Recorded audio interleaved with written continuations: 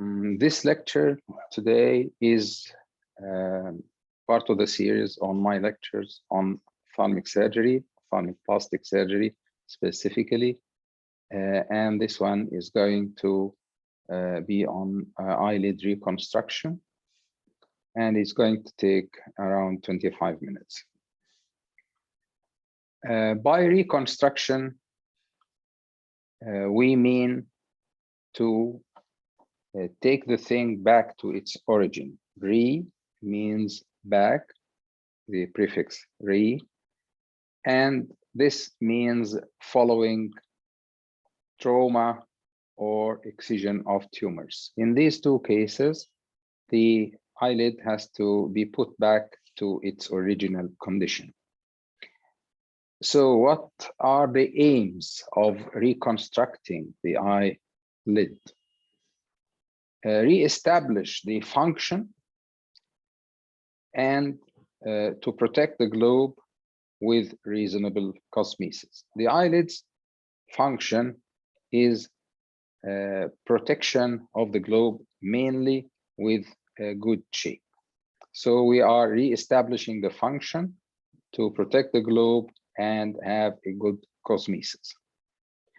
The requirements for this reconstruction are a mucous membrane, which is the conjunctiva, a skeletal support, which is the tarsus, and a muscle tone, which is the orbicularis, with a thin skin that is devoid of hypodermal fat, with a stable lid margin, with lateral and medial canthal fixation, with mobility of the upper eyelid, particularly, that is elevator action.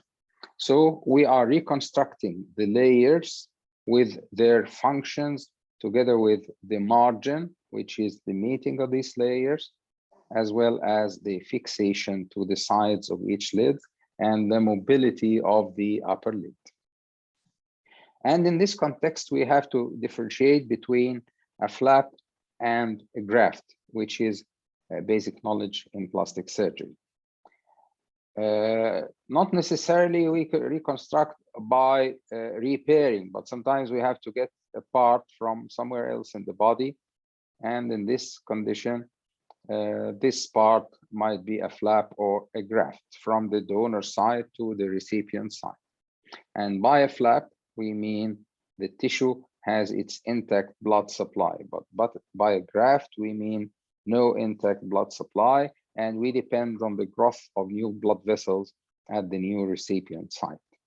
So a flap is having its own blood supply, whether it is still connected to the original donor site or has a pedicle with a vessel in it. And the graft is a free tissue that is not connected to the original blood supply and therefore can be taken to a part far away in the body. When the graft is taken from the same organism to its own, that is from the human body itself, it is an autograft. And if it is taken from a twin who has the same genetic configuration, we call this an isograft. And if this is taken from another organism of the same species, that is the same, from another human body, it's called allograft. And if it is taken from another organism, it's called a xenograft. So an autograft from the body to itself, an isograft is from the identical twin, an allograft is from another human body, and a xenograft is usually from an animal. This is important nomenclature during the work. The eyelid, as we all know, is composed of two lamellae. It's composed of 4 layers.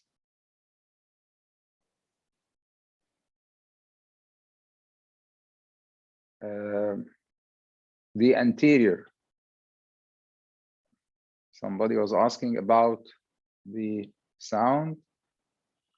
but now he's saying the problem is with him. Okay, so the eyelids are composed of, each is composed of 2 lamellae, 4 layers, 2 lamellae. The anterior lamella is the skin and orbicularis, and the posterior lamella is the tarsal conjunctival lamella. The anterior skin and muscle help in dynamic closure and in lacrimal pumping by the pars lacrimalis of the orbicularis. And the posterior lamella has the smoothness that helps the mobility to go without problems. So in surgery, we speak about the anterior lamella, which is the skin and muscle, and the posterior lamella, which is the tarsus and the conjunctiva.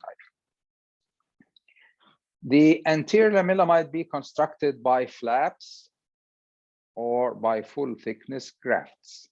And the flaps used in anterior lamellar reconstruction, you'll see later on details, are advancement flaps, transposition flaps, rotational flaps, and mucocutaneous flaps, or full thickness grafts from somewhere else, that is without the original blood supply. The posterior lamella might be constructed by a tarsoconjunctival flap or by a free autogenous graft or by a tarsus substitute, like the sclera, the nasal septum, the chondromucosa, the hard palate mucosa from the same body. Again, it's an autograft. The tarsoconjunctival flaps might be advancement, transposition, or rotation. The techniques used in both upper and lower eyelids necessitate that at least one of the 2 lids must have its own blood supply. You cannot reconstruct both eyelids without blood supply of the locality, whether from any of them.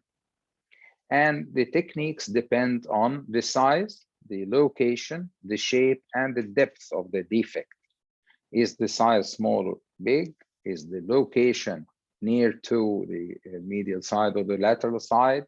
Is the location, the defect is rounded, squared, triangular, and how deep it goes? Is it taking only the anterior lamella? Is it superficial in the anterior lamella, or is it going deep in the deeper lamella?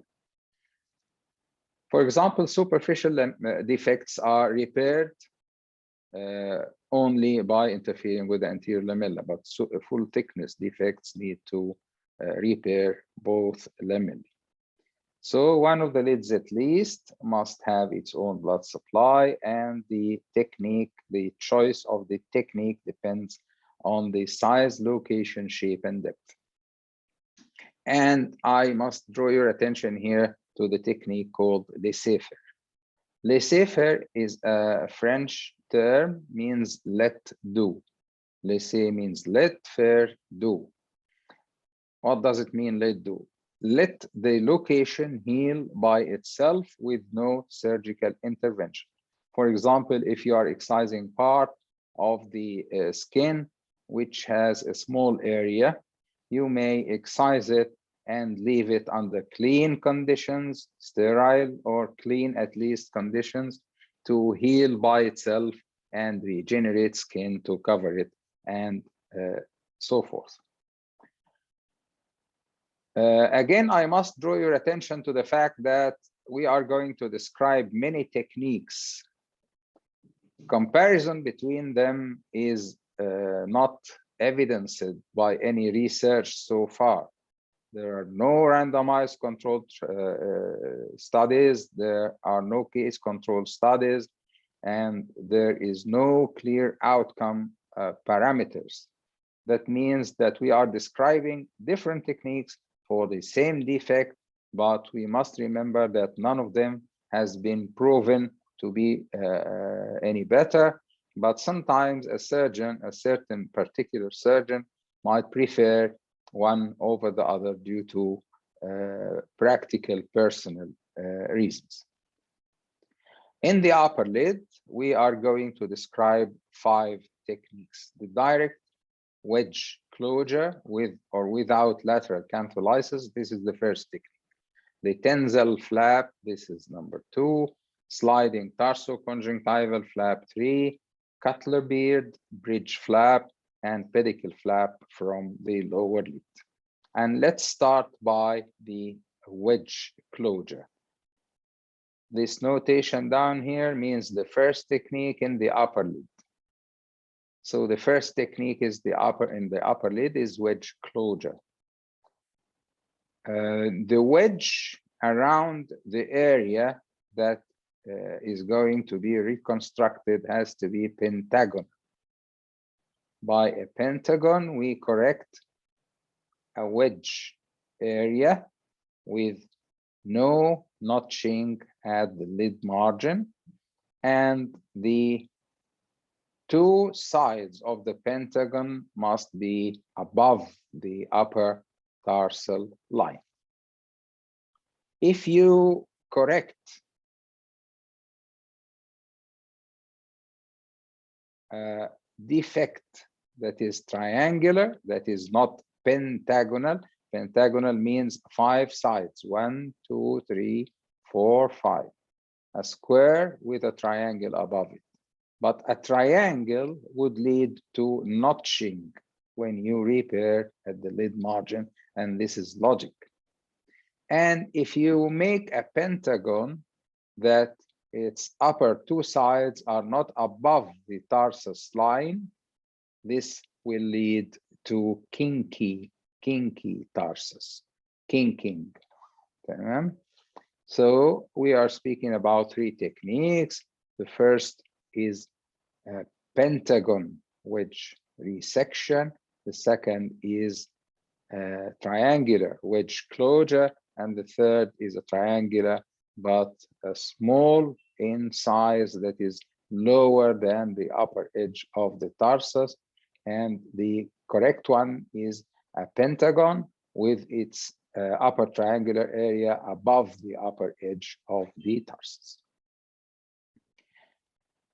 The wedge closure technique is that either you have a wedge that is resulting from trauma or a wedge that you make around the tumor. And you prepare each layer to its correspondent one on the other side using vicryl in the deep layers and using vicryl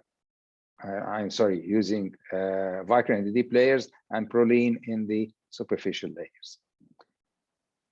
You connect the tarsoconjunctiva to one another by sutures, and then you suture the skin and muscle. Now we come to another thing. If you have a bigger area of defect, that is a bigger pentagon, which is more than 1/3 of the eyelid, you cannot directly close it by wedge closure. You have to make a sort of an advancement flap, that is, you make a semicircular incision starting from the lateral tarsus, from the lateral canthus, extending into the temple, and with its curvature downwards. This is called Tenzel flap. And this Tenzel flap makes it possible to advance the skin of the lid so as to close a bigger pentagonal defect. Actually, when the flap is closed, when the defect is closed, the flap will straighten and become forming the lateral portion of the lid. This semicircle will straighten up. This can construct up to 3/4 of the upper eyelid, but not the whole eyelid. Actually, when you count it geometrically, you can find that this semicircle is equal to half of the lid only, but Tenzel himself reported constructing 3/4 of the lid.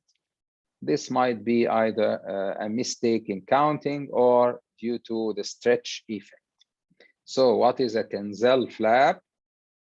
A Tenzel flap is a semicircular incision made in the temple, continuous with the lateral canthus, so as to mobilize the skin to close, make it easy to close a bigger defect in the upper eyelid. This is Tenzel, the second technique in the upper eyelid. Now, we speak about the sliding tarsoconjunctival flap, and a sliding tarsoconjunctival flap is meant to repair a medial defect in the upper eyelid. Here it is a lateral defect. It can be done by dissecting the deeper layer, the deeper lamella, and sliding a portion of the deeper lamella and suturing it to the lateral canthus, and then repairing the rest of the anterior lamella by a graft. So the sliding tarsoconjunctival flap is meant to slide the deeper lamella and use a graft above it. Actually, it can be used in the medial canthus or in the lateral canthus, attaching it to the corresponding canthus. So this is the third technique, which is the sliding deeper lamella, the sliding tarsoconjunctival flap with graft for the anterior lamella. And then we come to technique number 4 in the upper eyelid, which is Cutler-Beard. Cutler-Beard described this technique in 1955. And if you have a defect in the upper eyelid that's having the shape of a square, you repair it by taking a lamella from the lower lid. You incise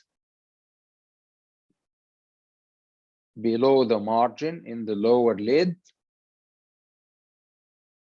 leaving a 4 millimeter part of the lower tarsus, and taking this to reconstruct the defect in the upper lid by sliding it under the lid margin. And you leave this connected for 4 to 6 weeks, and then you incise it.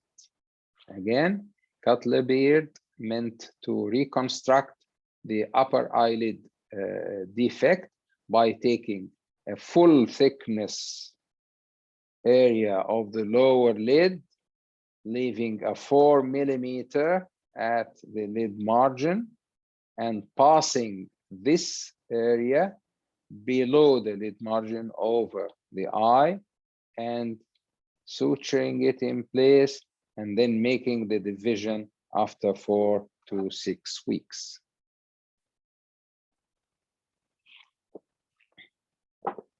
Please forget this ear cartilage. Graft, this is another technique. Cutler-Beard meant to take a full thickness flap from the lower lid to reconstruct a defect in the middle of the upper eyelid. Or otherwise, you may take a pedicle flap from the lower lid. In the Cutler-Beard technique, the lid margin was left intact, but here you may take a full thickness flap, rotate it to reconstruct the upper eyelid, and you leave it in place till healing takes place, and you may incise the connection after 4 to 6 weeks, repairing the rest of the area. This is the 5th technique in the upper eyelid. So we described the wedge resection, we described the tarsoconjunctival advancement flap, we described the Cutler-Beard, we described the pedicle flap from the lower lid. And then we shift to the lower lid reconstruction. The first technique is the direct closure with lateral canthalysis, the same like a wedge closure. Number two, the Tenzel rotational flap, but with reverse direction of the semicircular flap. We'll see this now. Free tarsal or nasal cartilage graft. The Hughes flap, mind you, Hughes is Hughes flap. Mustarde rotational cheek flap, Tipi flap, and a flap that I described. Now, the first thing is direct closure of the lower lid margin. And again, the defect must be in the shape of a pentagon. Otherwise, you may have either notching or kinking after you do the repair. This is number one in lower lid repair. Now, the Tenzel flap, which is an advancement temple flap.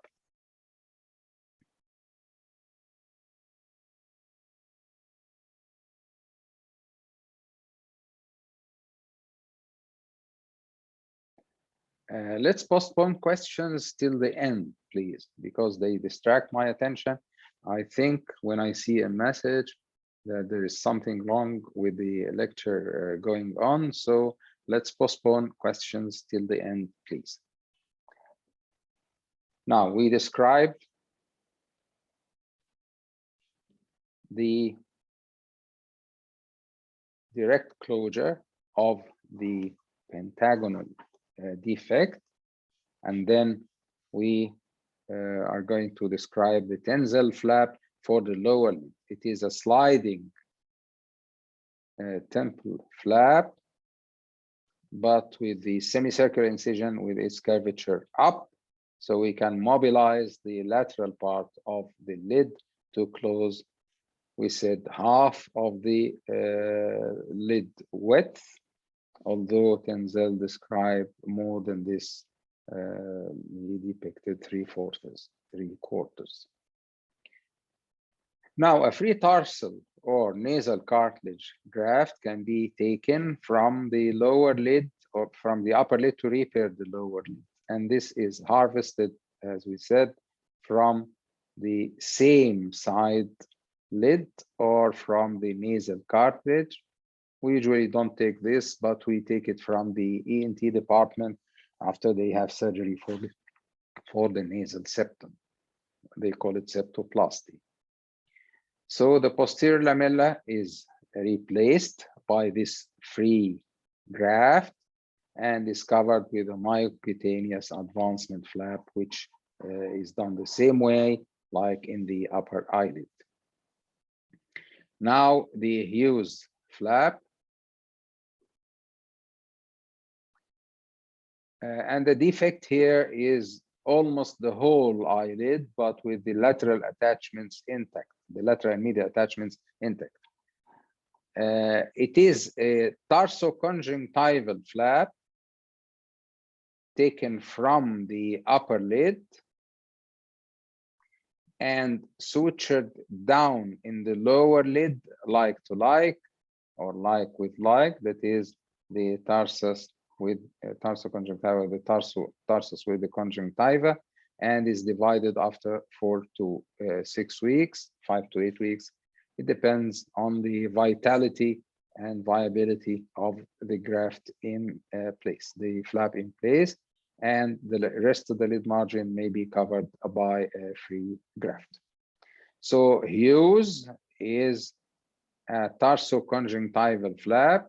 I remind you that this is different from Cutler-Beard. Cutler-Beard is from the lower to the upper with the lid margin left intact. Hughes is from the upper to the lower lid when the defect is enclosing almost the whole lid. This is a Hughes flap from the atlas of Dr. Collin. Of course, this is the cadaver. The whole lid is excised, either in tumor surgery or lost in trauma. And then the upper eyelid is inverted and the tarsus and conjunctiva are dissected separate. And this is taken to repair the lower lid. As you can see, it's semi-transparent with the globe appearing behind it. And now the defect is closed, and you bring a graft from the skin. We have big skin area in the body, not like mucous membranes and so on. Now, the reverse Hughes, it's from the lower to the upper lid. It can be done, and with probable good results. Why we say probable? Because we don't have randomized control studies or case control studies. So this is a fourth technique in the upper eyelid. Now we are going to discuss the Mustarde rotational flap. Mustarde is a Dutch surgeon from Holland. He died in the last century, late last century, and he described taking a cheek rotational advancement flap for repair of the lower lid. It's preferable for patients with monocular vision, amblyopia in children, active corneal disease, and glaucoma.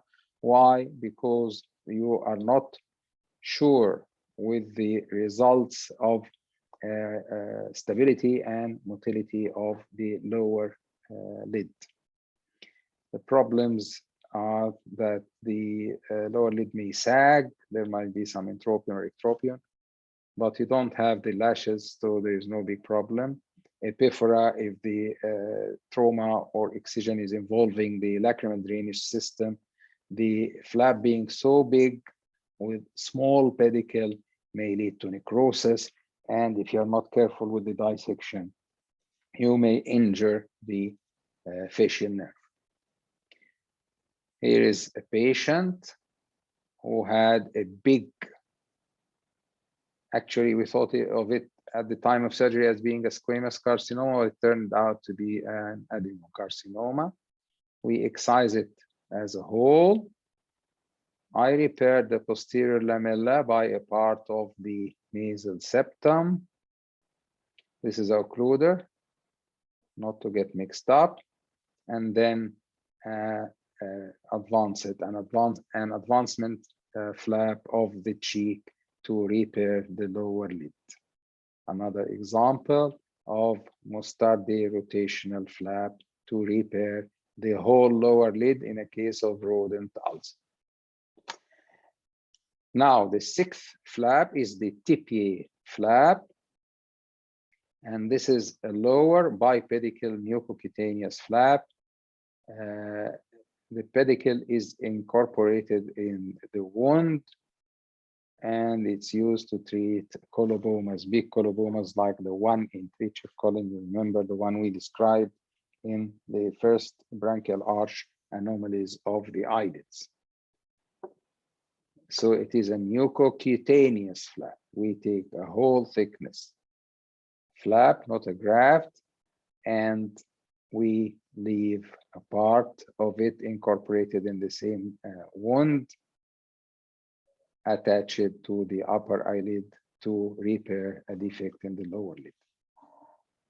And this is the flap I described, which is taken from the lateral side of the face up to the forehead, and you fashion the size to rotate it and to repair the lower lid. This is the lower lid repaired by this flap.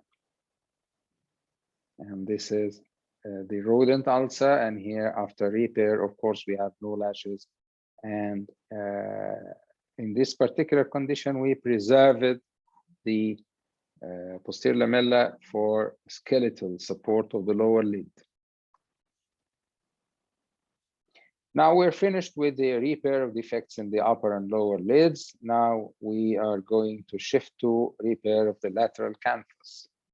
If the lateral canthus is lost, either due to a trauma or after excision of a tumor, you need to fix the edges, the remaining edges of the upper and lower lids to the anterior lacrimal crest.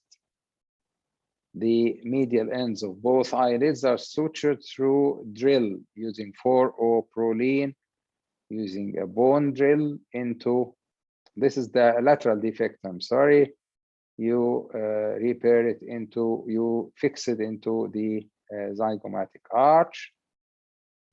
And in repairing the medial canthus, you fix this to the anterior lacrimal crest with a transfixion, transnasal suture to the other side, transnasal, for better fixation, as the bone on the medial side, as you all know, in the orbit is weaker.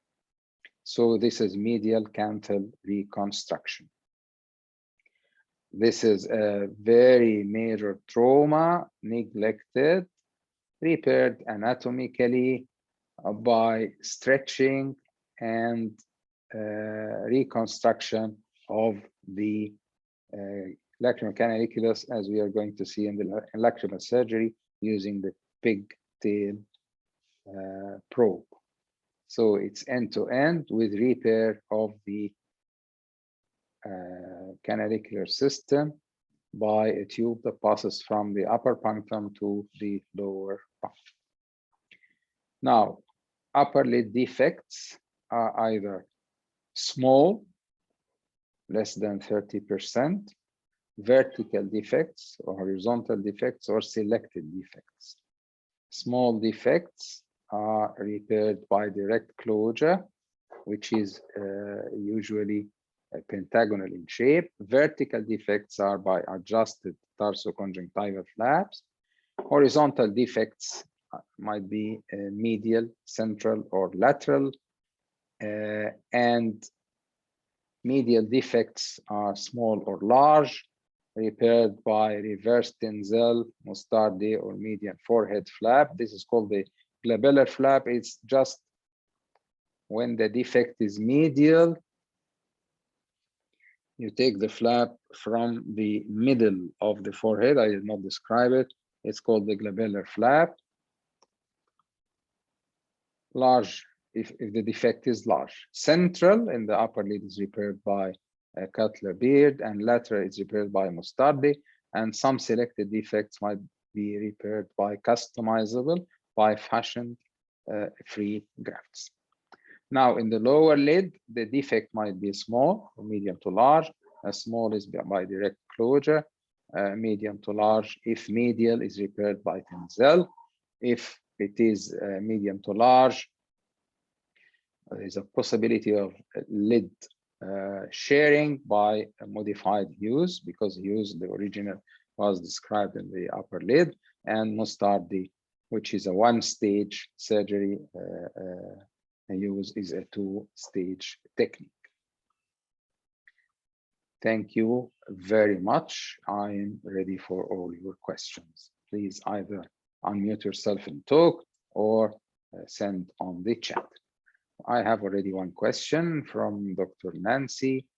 When we use the Cutler-Beard, is it related to the size of the defect? We use the Cutler-Beard in the middle defect of the upper eyelid, and when the defect is larger than being directly closed by wedge closure, almost half of the lower lid, up to half of the lower lid. Actually, in the young patients, we use up to 1/3 of the eyelid, and in elderly, the lid is more stretchable, so we can use up to 1/2. Any other questions? Thank you.